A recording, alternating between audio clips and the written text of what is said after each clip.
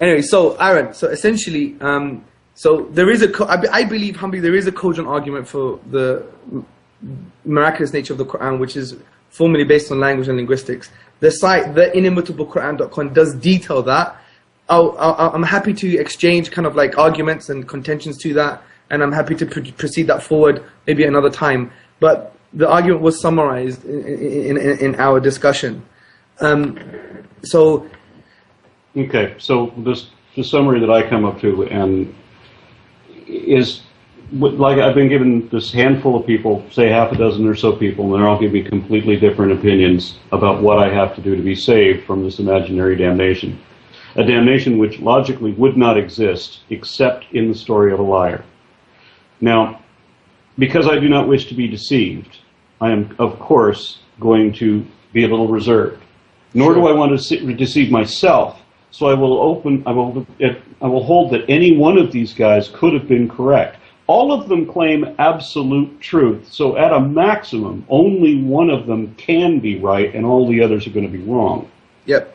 So whichever one happens to be right, it seems that I am almost certainly going to be damned to burn forever by a being of ultimate intelligence and love who somehow can neither understand nor forgive the situation in which I could not believe the least credible, illiterate person possible. Does that sound remotely intelligent or fair or divine to you? But most of your argument is emotional. None of my argument is emotional. It is, because it's not logically coherent to you're right. Hamza, you say it's emotional. Yeah. Right? Identify specifically what Aaron has said that is not factual. Okay, the reason I'm saying is emotional because it's not logically incoherent for there to be a divine being that will punish you if, as a result of giving you a message, you deny it.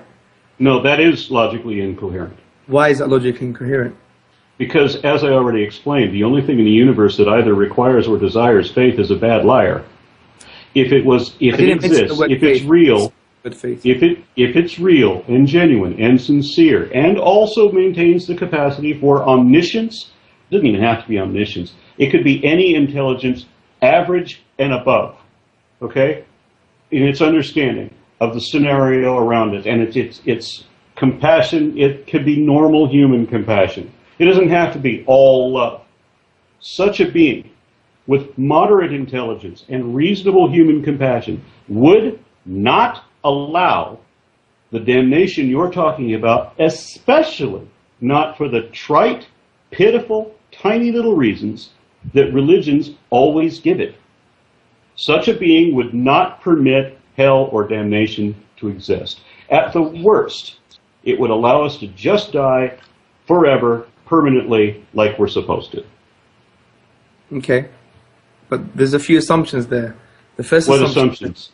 The first assumption there is when you said faith. I really specifically mentioned in my statement that is as a result of denying a message that someone has been given you, that in the Quran mentions dalil burhan, which basically means conclusive proof, that whatever constitutes proof for yourself. That's the first thing.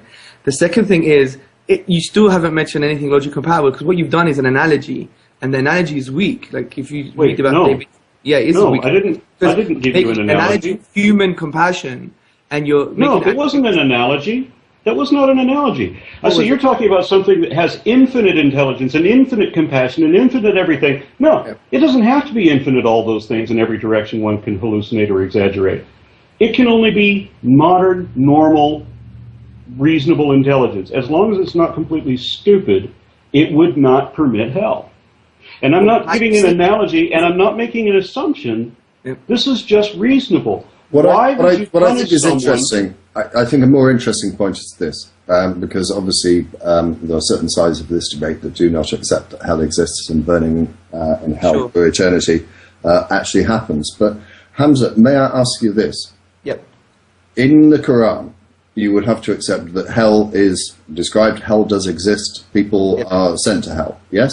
Yes, yes. Right. Do you think that that is fair? Not what the Quran says. What do you personally think? I think that's fair, yeah. You believe it's fair that your parents, tomorrow, in a car crash, roasting forever, and you're in heaven. Can you even enjoy heaven, knowing that that's going on? Well, from an Islamic perspective, right, we don't make specific judgments on people. We're not allowed to do that in our theology. We can't say, for example, if you die tomorrow, Aaron, God forbid you do, yeah, but say you do die tomorrow, I could not even say you are going to hell. We're not allowed to pass that judgment in our theology. Okay, then answer the question I asked you back in Dublin. Is it possible for a non-believer to be saved? Is it possible for a non-believer to be saved? In the Islamic tradition, someone who hasn't been given the message who hasn't been given the message, there's a possibility, yeah. Okay, so you have deprived me of any possibility of survival then. So yes, I have, yeah. In your religion, is it possible for me, as a reasonable non-believer who does not make assumptions, is it possible for me to be saved? Well, after being given the message. Right, so you gave your parents the message too, right? Well, yeah, I'm continuing to do that as well. Okay, so if you can't convince me for probably entirely different reasons that you couldn't convince them, I'm just guessing. Well, I think we can. If we stick to one question, we have an hour per question. Well, okay, I promise you, having already been down that road, having an hour per question, it doesn't matter. I will eventually show that certain interpretations are incorrect, certain facts are misrepresented, and certain other facts are actually real that you said didn't even get the foot in the door. Aaron, can I pose something to you? What's that? If I came to Texas, would you have a coffee with me in a coffee shop? Yes.